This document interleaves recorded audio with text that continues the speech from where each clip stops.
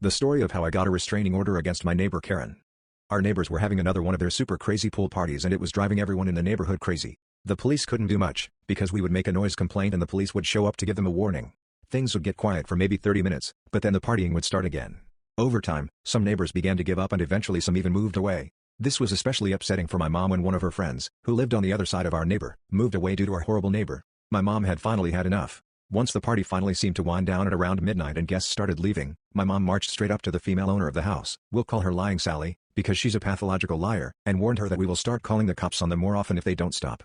Of course, Lying Sally and her party guests laugh and start taunting my mom, which led to an ugly screaming match. Luckily, I had the common sense to record all of this, just in case. And thank God I did.